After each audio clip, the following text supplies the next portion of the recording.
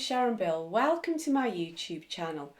Oftentimes when I'm talking with my friend who is an exceptional musician, she often says how annoying she finds it when people say to her, "I wish I had your gift." And that's sort of annoying in the fact that it devalues the years and years of hard work and application that she's devoted to developing her musical skill. Is it true that musical ability is just a gift that drops into your lap? Poof, no more work to be done. You've got this magical ability.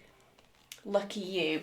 Really, we're heading into that whole psychology, nature, nurture debate. So let's just consider a few scenarios. I do remember an account of a man who sadly had a dreadful accident where he had a bad knock on the head and it left him unconscious for days and days, I think. And when he awoke, after never playing an instrument before in his life, he was suddenly overwhelmed with this urge to just play piano. His head was bursting with music that must have been expressed on the piano, or he felt like he would explode. Obviously, all the neurons were firing and they just sort of reconnected after a trauma in such a way that somehow he had this musical ability that had to be expressed. And yes, on the one hand, that is marvellous, and I'm sure, well, actually I did see some videos of him playing and his playing was incredible, and it was like, wow, now I don't suggest that we try and get a knock on the head. I don't think such results could be easily recreated. However, I would say that in itself, that one knock on the head and then just that flat ability, amazing as it is quite limiting. He doesn't understand what he's playing, and that doesn't give him the ability to read music, and also he's limited to what's in his head. He can't recreate sort of a Mozart piece or something else, unless of course he can play it by hearing it. However, I am sure that if he kept on playing, his skill would have grown and grown and grown as he learned to recognise the patterns that his fingers were playing. He might start understanding more of the technicalities, and his depth of musical interpretation no doubt would have improved as he played more and more and learned to control this ability that he'd got and could express it much more musically. Let's think about child prodigy scenarios where we see some very tiny little child, like 4 years old, playing the most amazing pieces up and down the piano with just awesome skill and technicality. It is amazing, and no doubt that wondrous 4-year-old can play far better than I can in so many ways. However, again, I think it's a very limiting scenario in that there's a shallowness to the performance. They're 4, 5. It's very much by rote. There's no depth of musical understanding. I read about one time when Elgar was presented with this promising soprano soloist, and when asked what he thought of her and her ability and her musicality, he said, "She'll be amazing once somebody breaks her heart." And I think what he was trying to say is we need a musical maturity, we need a depth of sensitivity to be able to play things truly musically. And let's think about Mozart, who at such a tender age was an amazing musician travelling the world, but then compare his compositions and what we imagine would have been his musical performance. We can't hear him now. And compare his compositions from a very, very tender age to his adult compositions. So when he was very young, those compositions were impressive. No doubt his performance abilities were truly impressive. But compare them to his adult performances after a lifetime, albeit a very short lifetime. When he was an adult, there's a musicality that makes such compositions absolutely sublime. He'd honed his craft, he'd practiced, and there's no doubt that with practice and repetition and musical growth, he was so much more a musician in his adult life.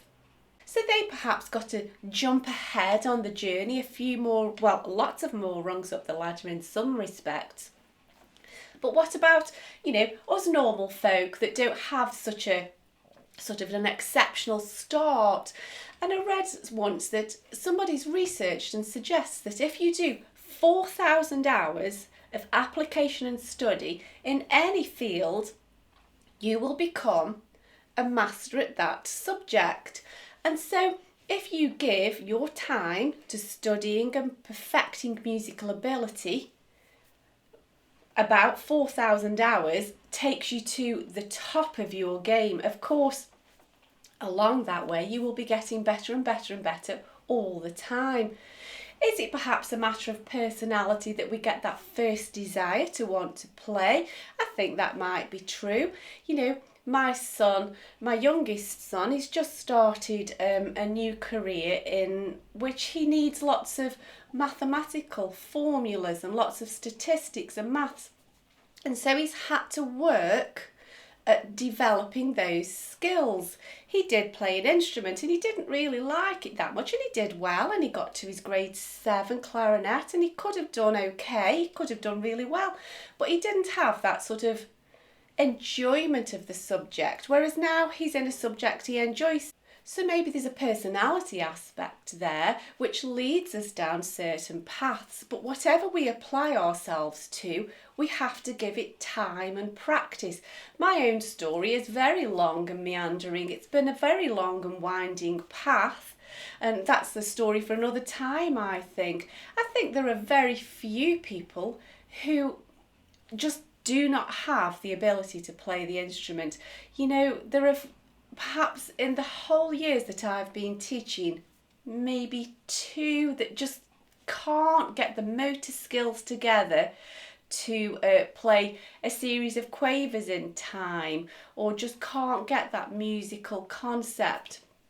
I think that's very rare, and even then they still enjoyed playing.